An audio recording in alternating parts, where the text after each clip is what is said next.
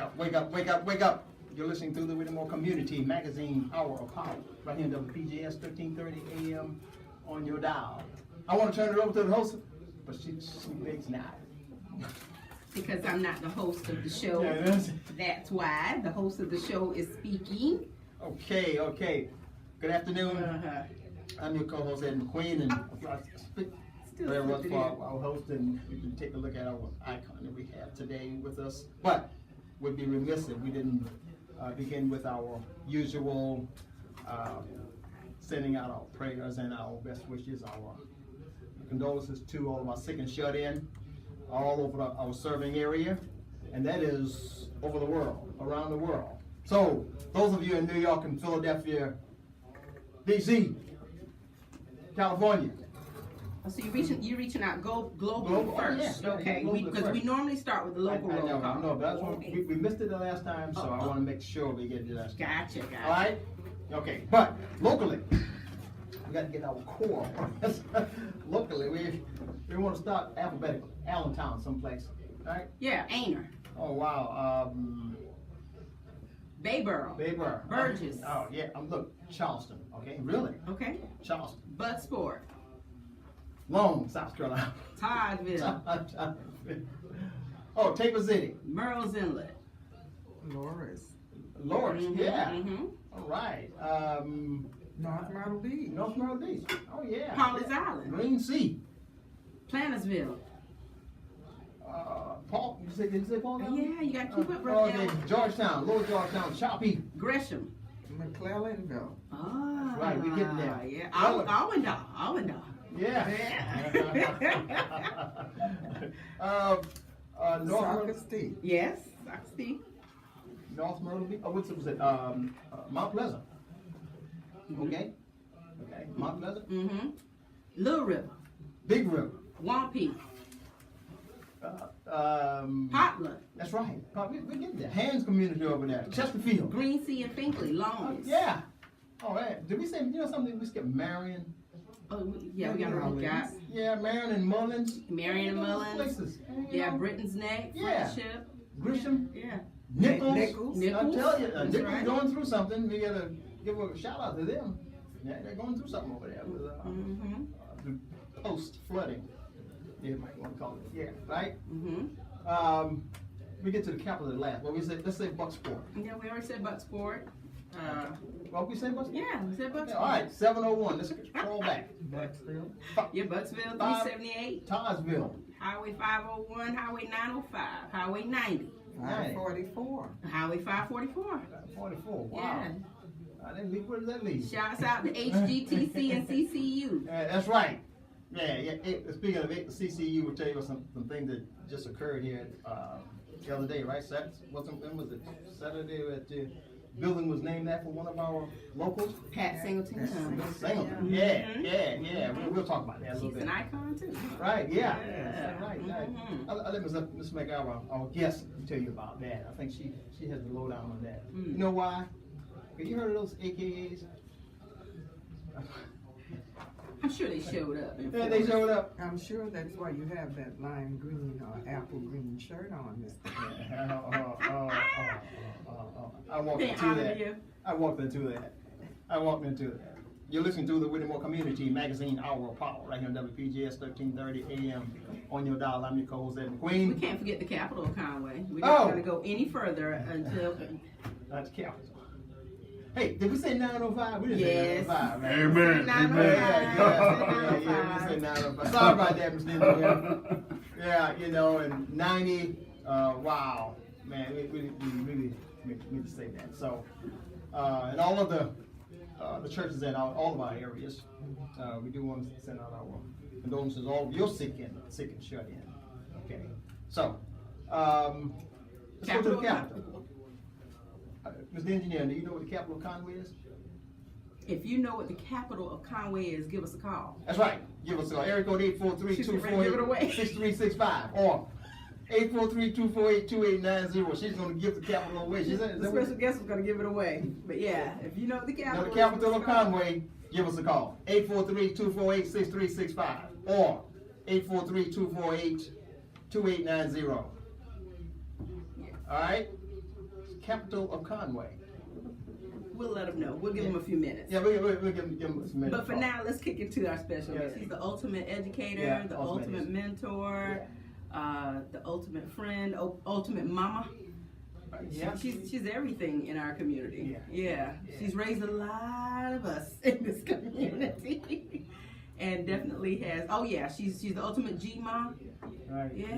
Yeah, that's right. Yeah, I mean, she's done it all, and we certainly appreciate having her here, and I know I appreciate having her as one of my mentors as well. None other than Mrs. Marjorie McIver.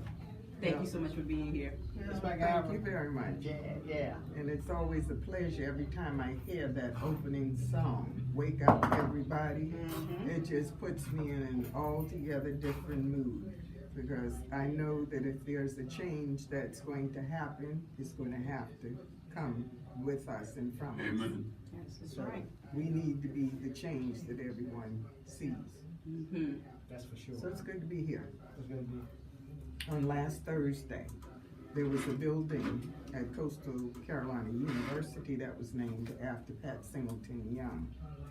There was a tremendous show of support that day from the community of well-wishers, those that were congratulating her on the accomplishments that she had made through the years. And I think it was about 38 years, maybe 38 years of service to the university. And it's a tribute to her that is so fitting and deserving. I can't think of anyone else similarly situated that deserves such an honor. So again, this shout out to Pat Singleton Young. All right. Yeah. Yeah, that's an amazing honor. Yeah. Really.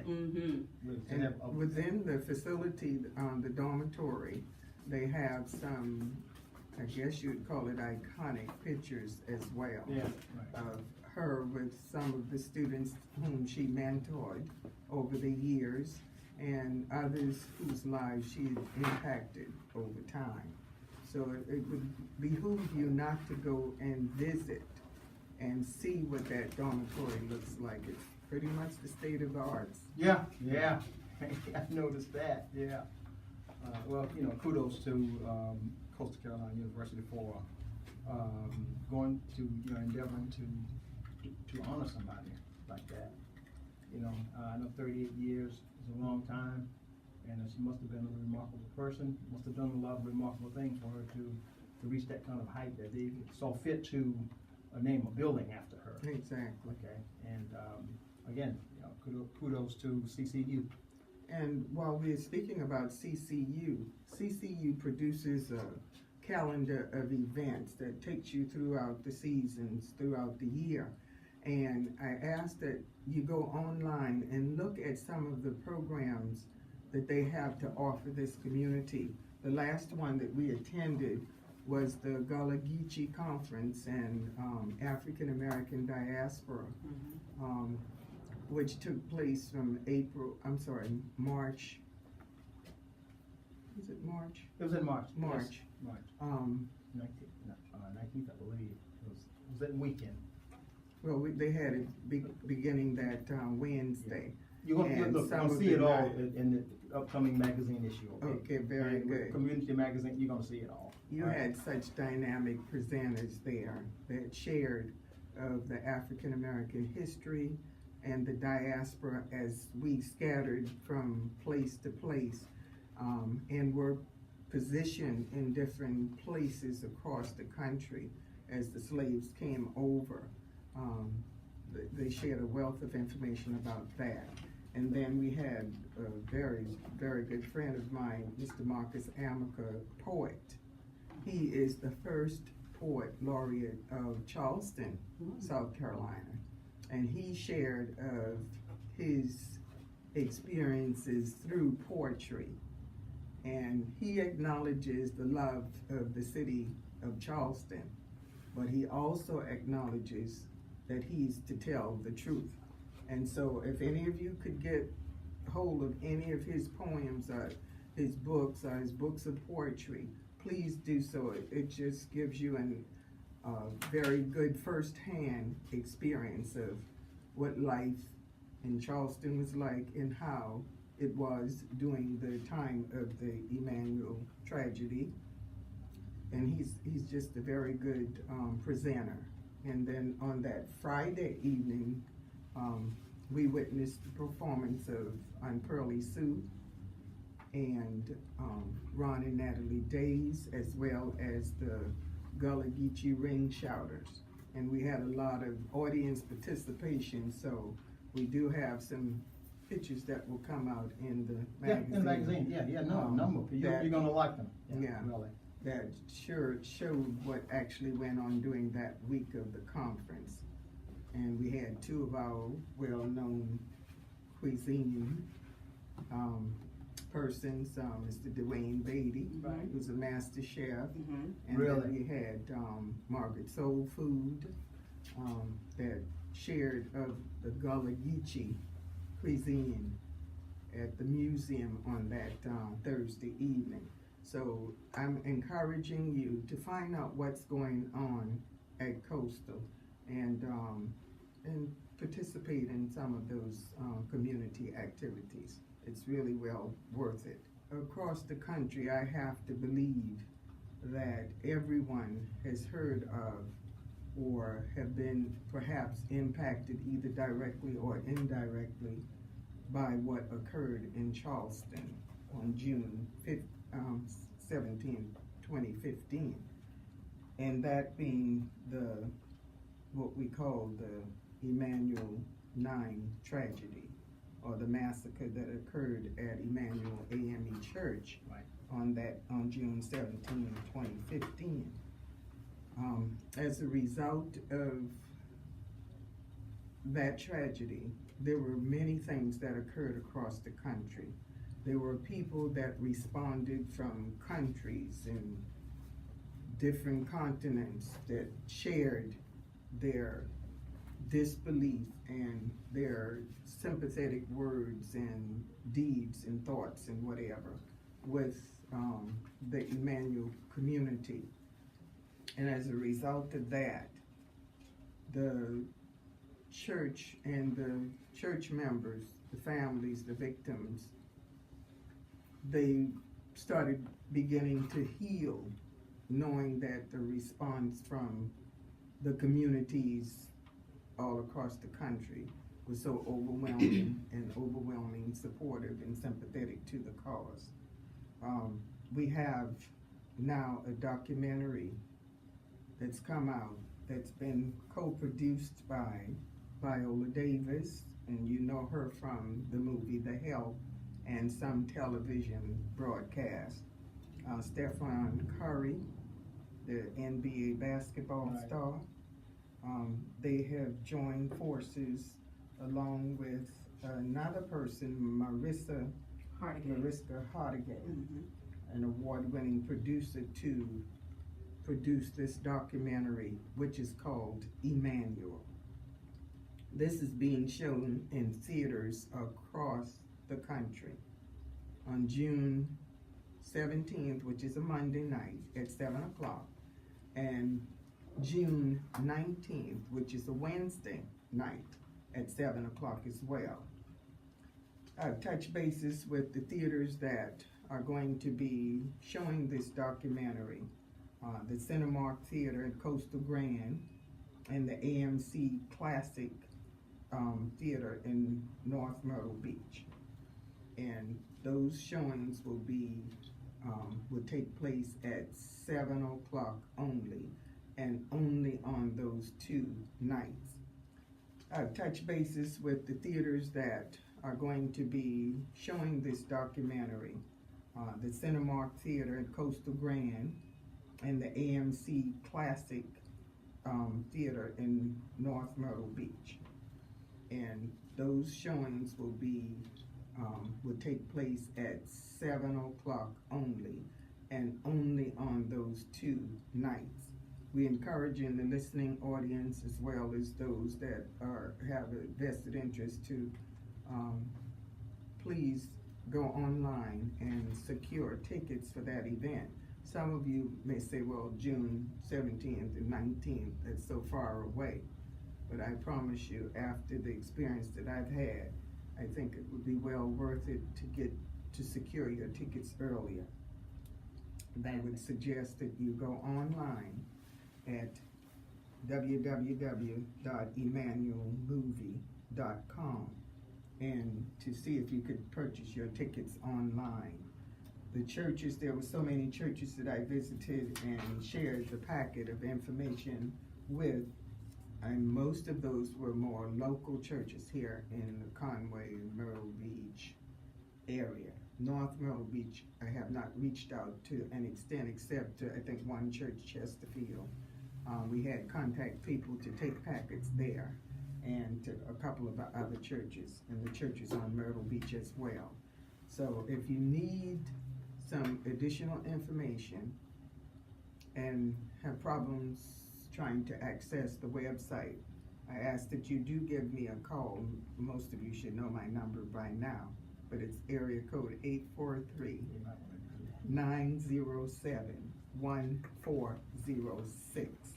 You can call me if you're having difficulties in trying to purchase tickets. Can you give that number again, please, Ms. McCown?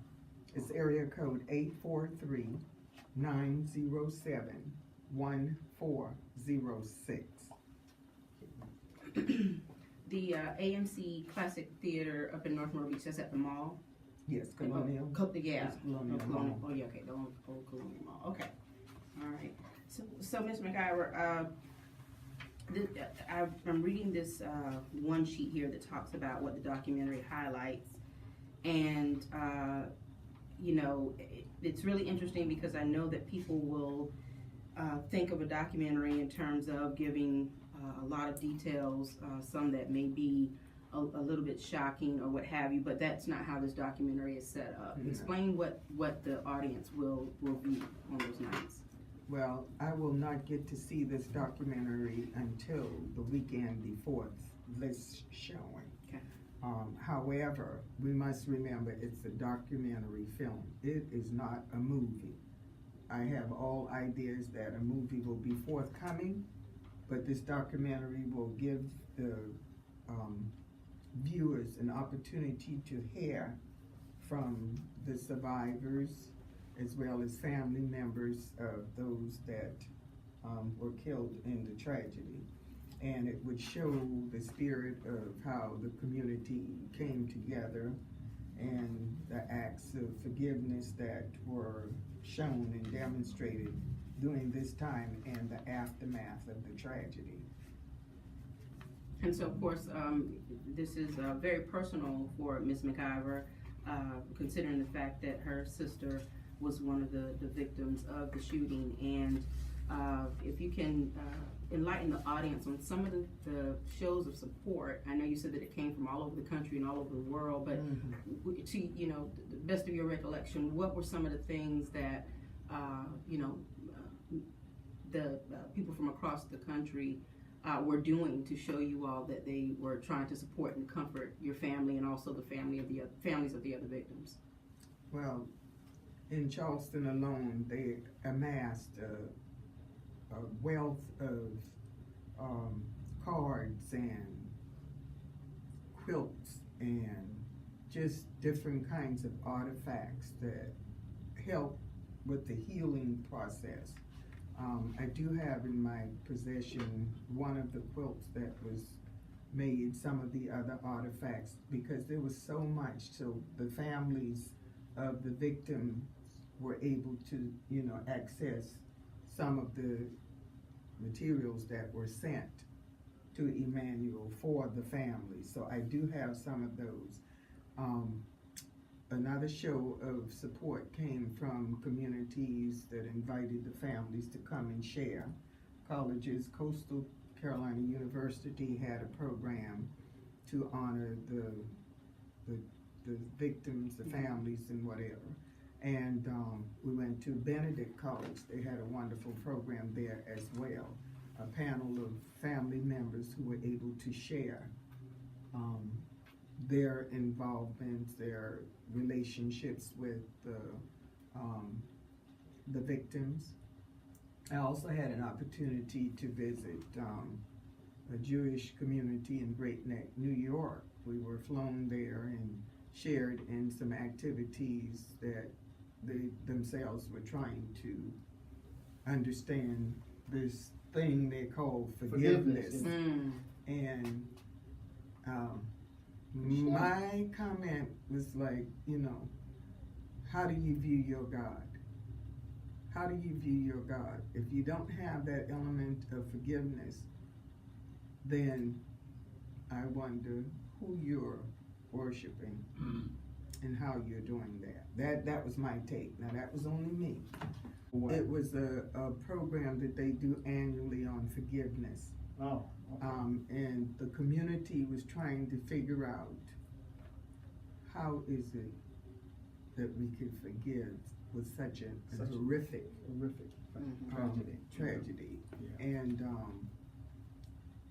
now when I say we, I'm really talking about my generation and some who might be just a year or two younger.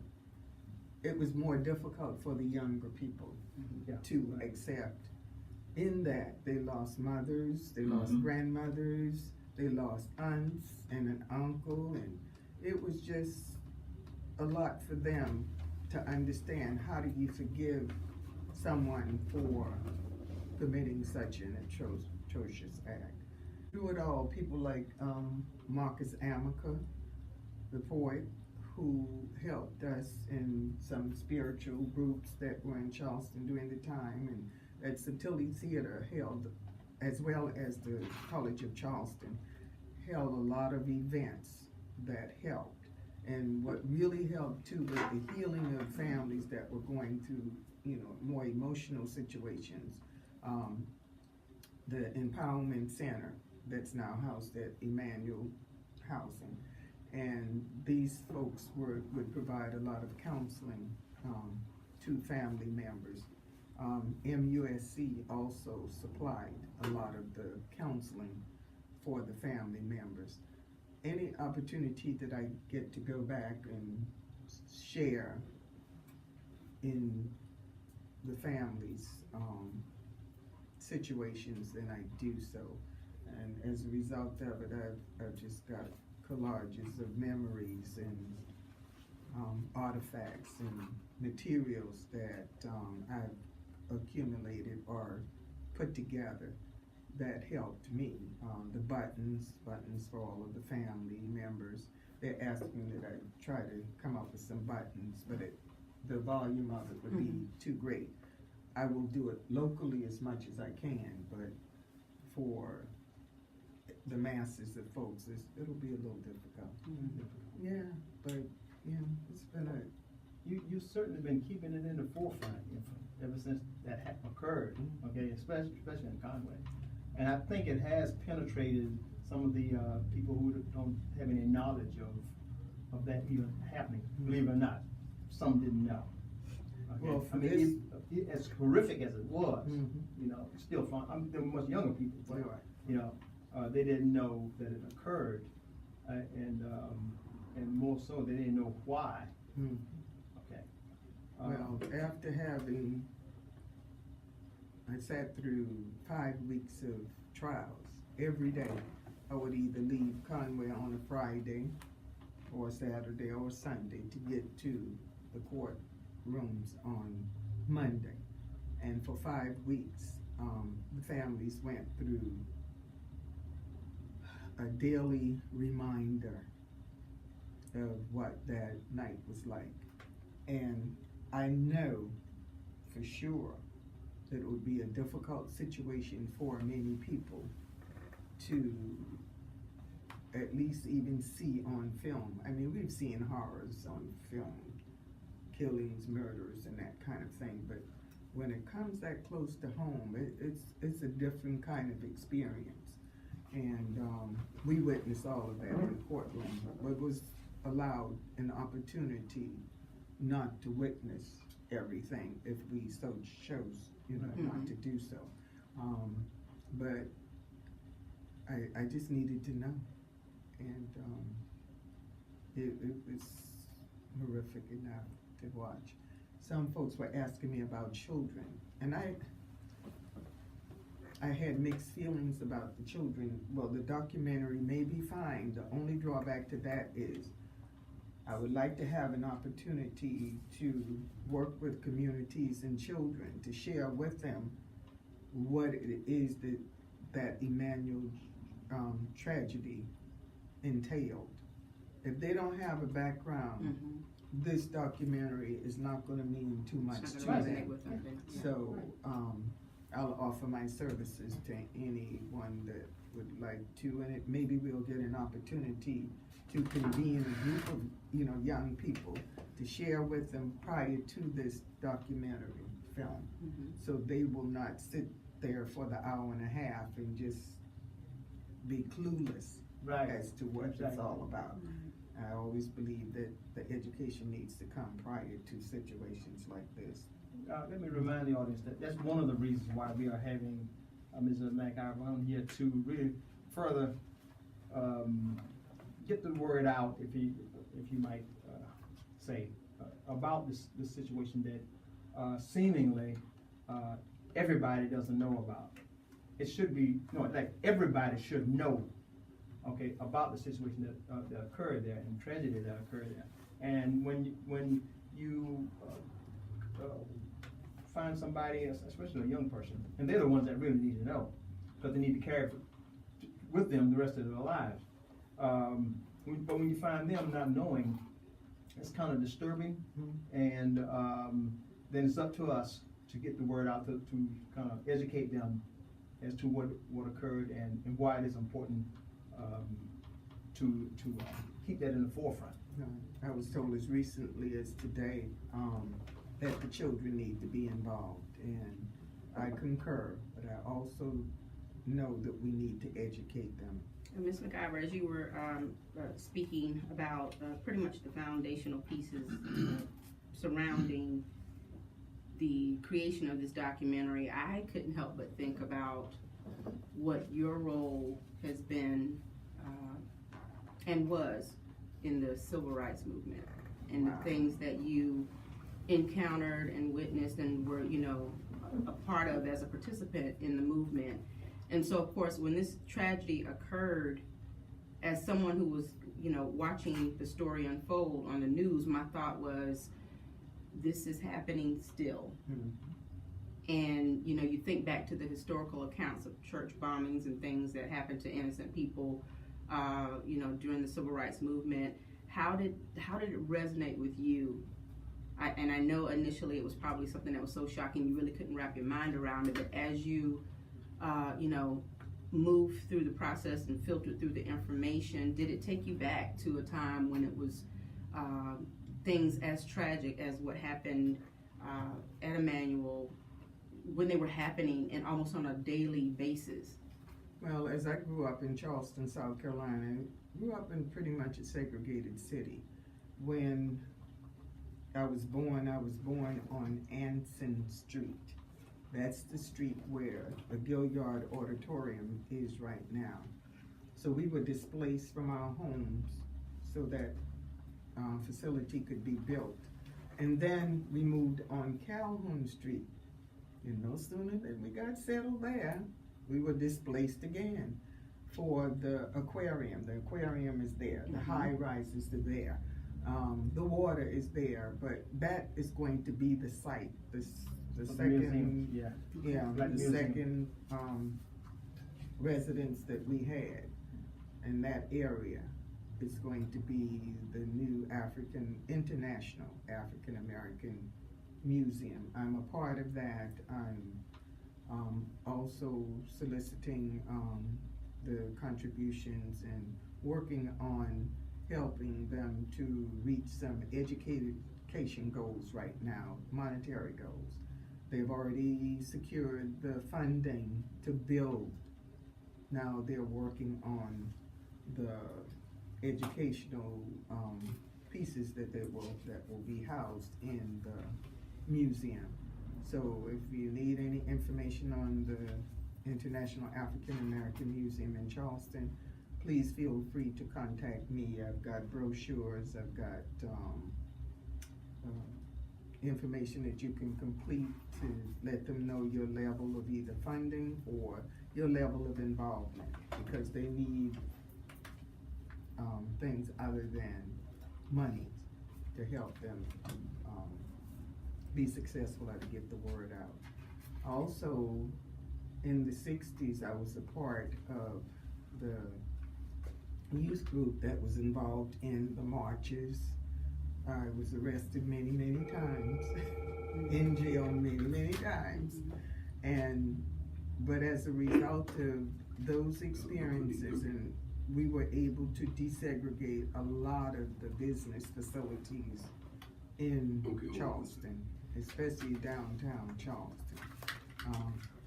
We were able to get employment for blacks who could purchase from places like Woolworths and Crest and Edwards 5 and 10 and those places. They could purchase items, but they weren't allowed to work in those places. So, but as a result of the marches and the demonstrations, we were able to desegregate the facilities in downtown Charleston. So there was just a wealth of exposure and experiences that I guess it helped me in later life to try to resolve things. My dad always used to say, if you want to resolve problems, there's no better place than at the table. You sit down and talk about it. And that's been a premise that I've lived by, all my life. And trying to work to get along with people, to find ways to be accessible, to be helpful, to do things that will help support those people that are in most need. And that's how I came up in Charleston. Came up in a family of 10. That's One boy. One boy. Wow. And 9 girls. And as you mentioned earlier about the books, I do have some more copies of these 2 books. The one is the Icons of the Civil Rights Movement, Past and Present. There are 2 different editions of that. The one that is probably dearest to heart is the one with the insertion of the Emanuel 9 incident. I was able to visit Cape Cod, Massachusetts, Harwich, Massachusetts, to be present at the unveiling of an icon, which is this 37th icon that Pam Purdy and her husband David created. And that icon is just a large statue, like it's housed in Emmanuel. You didn't bring Right you now. had it on a book also, didn't you? It's on the cover of the book. The second issue of that book has it on its cover. And inside you have a picture of my brother-in-law, Anthony Thomas, Reverend Thompson, and Reverend Manning from Emmanuel Church. They received the icon, and sometimes they travel with it when they have speaking engagements. But the icon is housed at Emmanuel Church in the basement, the actual room where the incident occurred.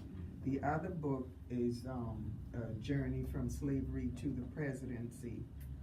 It stops at Barack Obama, but it's from a journey from slavery to the presidency. And that book was published by, put out by Robin and James Miller. I do have copies of those. And I've given away so many to young people so that they can study and learn more about their history. So if you're interested in that, please let me know as well. And then we can't forget our Marcus Hammer. These folks have produced documents that share of the rich history, notable, and those that went unnoticed. People who were directly involved in the civil rights movement, and some behind the scenes, people that we may have not heard of, but would be worth knowing about. For our young people, for our Yes. youth. Well, especially. adults too. I agree with that. Mhm. We got, on this slight break here, we should pause for a commercial. Before we go to commercial, I just want to send a special shout out to Monique Jones Burgess for listening in. She hit us up on social media to let us know she's listening. Thank you so much, sister. And also Miss B from Friendship Missionary Baptist Church. Thank you for listening in to us. All right, so we have just a couple of community announcements, and then of course we'll get back to our special guest, Marjorie McIver, who's talking about the documentary manual that is going to happen at theaters in June. We have a conference on Saturday, April the 6th from 11 a.m. to 4 p.m. It's the State of the Black Youth Conference. Empowering, educating, and mobilizing. Keynote speaker is Frederick Joseph of We Have Stories and the hashtag Black Panther Challenge. This particular conference will happen at Sandy Grove Baptist Church at 1008 Carver Street in Myrtle Beach. And of course, this conference couldn't happen at a better time. And I don't know if you all heard, but there was some more violence that happened on Dunbar Street in the past 24 hours. And, Right. you know, we really need to have these conversations with our youth and to talk to them, of course, on a national level. There was the tragic shooting of rapper Nipsey Hussle, and he was doing some amazing things out west. And so, you know, we have to continue to have these conversations, and hopefully one day the light bulb will go on, and you know, our youth and you know, those who are engaged in these violent activities will realize that if, you know, we can't keep doing this to one another. We you know, our race will just not survive, and it's senseless and it's tragic. And so if you can take the youth to this conference, make sure that they attend and get to hear this incredible keynote speaker. Again, it's the State of the Black Youth Conference 2019 at Sandy Grove Baptist Church at 1008 Carver Street in Myrtle Beach. Saturday, April 6th from 11 a.m. to 4 p.m. Keynote speaker is Frederick Joseph of We Have Stories and the hashtag Black Panther Challenge. Also want to talk about the community health fair that's happening on the same day, Saturday, April 6th at Whittemore Park Middle School at 1808 Ruth Street in Conway. This is sponsored by the Conway Alumni Chapter of Delta Sigma Theta Incorporated in partnership with Whittemore Park Middle School. From 10 a.m. to 2 p.m. you can come to this community health fair and receive blood pressure and dental screenings, weight and BMI, blood sugar and HIV testing. There's going to be some speakers who will talk to you about women's health. Nutritionists will be in the house, financial advisors, insurance advisors. There's a kids zone, face painting and bouncy house activity for the kids, free massages, free door prizes, free healthy snacks, free screenings. We love free, don't we? We love free. So and freedom. yes, and freedom. Nothing like freedom. Exactly.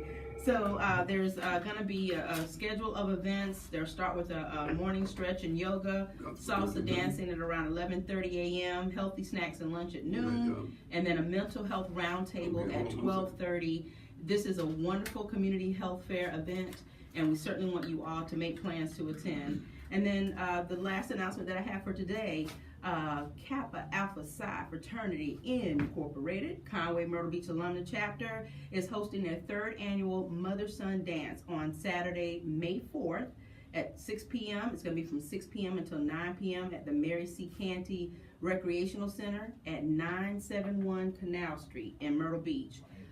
It's $25 per couple, and of course the proceeds will go back to Alpha Kappa Alpha to help with other community events and programs that they put on in the community. So please get your tickets for this. See any Who's some Africans, some Kappas? some Kappas. Let's see, we have Gregory Mitchell.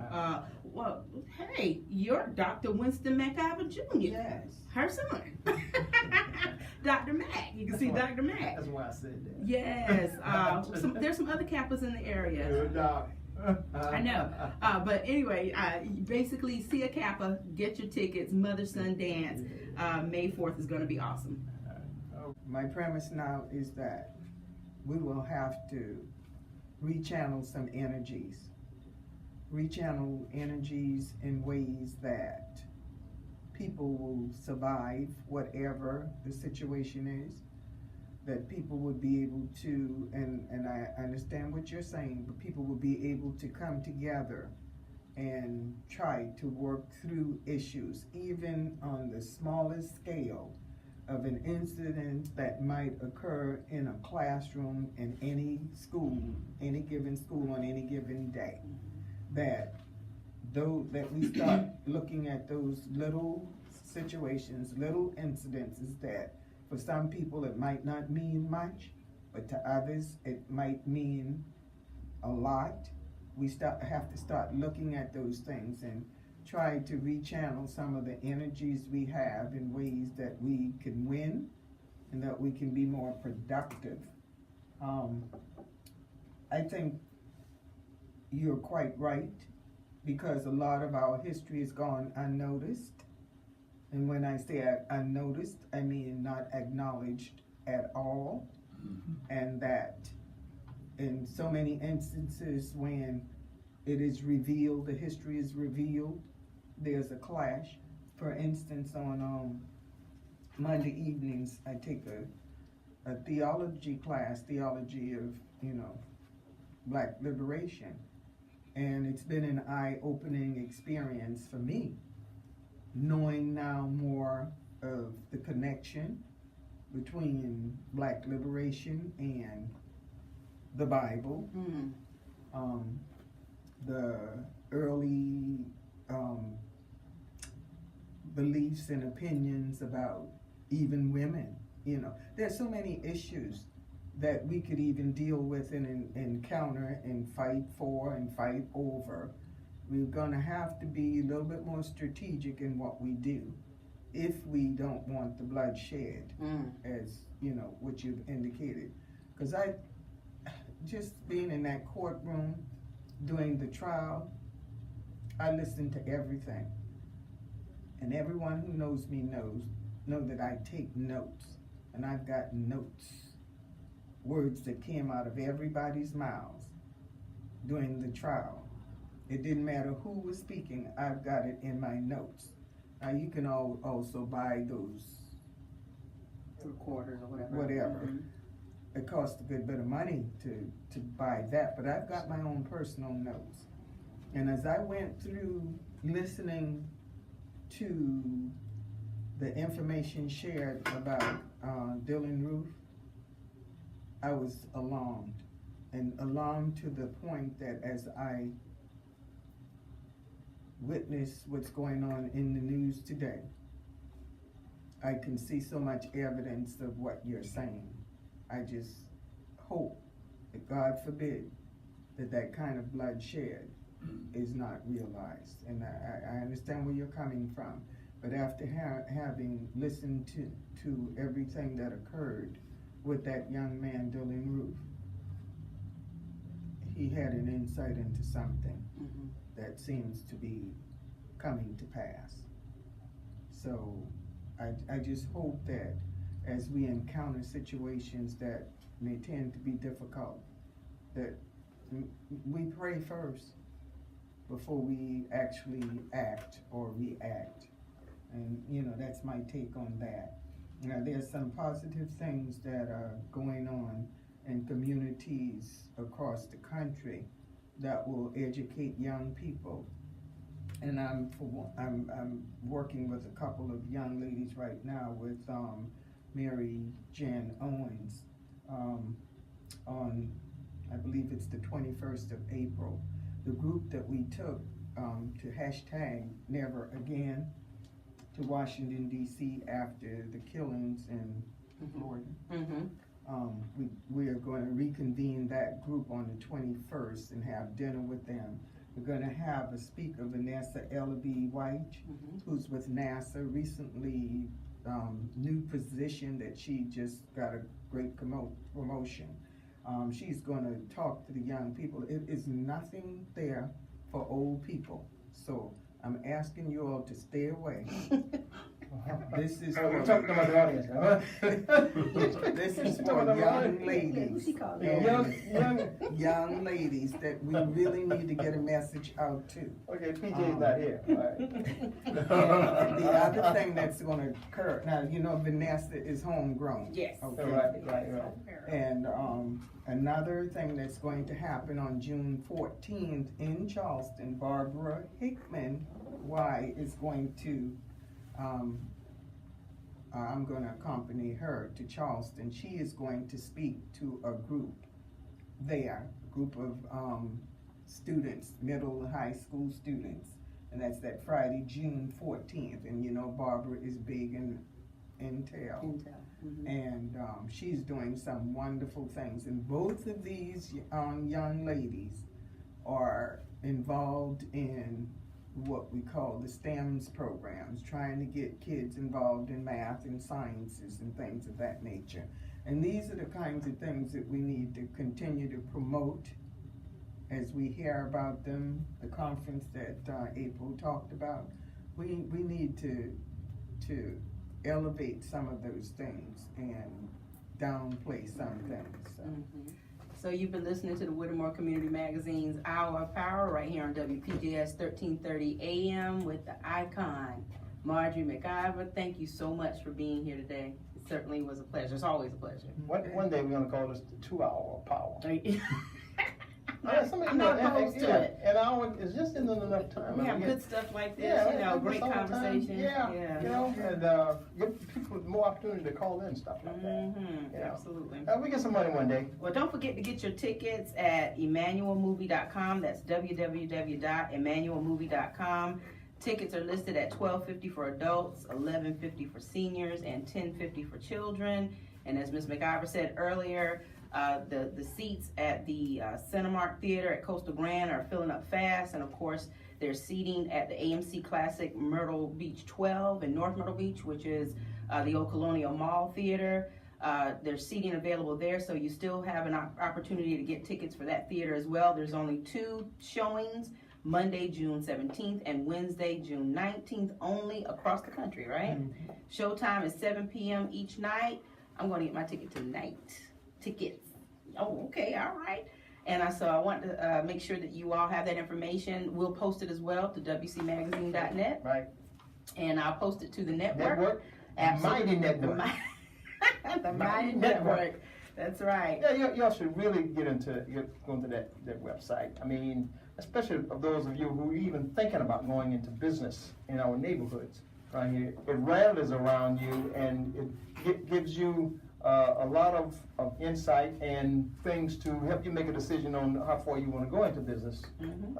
You can look at it that It's a way. resource. Yeah, it's right, really, it's a resource connector, and just go to this website and check it out. What's the address? Or you can go to Facebook and search the network. Right. Yeah, ask to join and I'll let you in. Right. Simple as that. That's right. Yeah.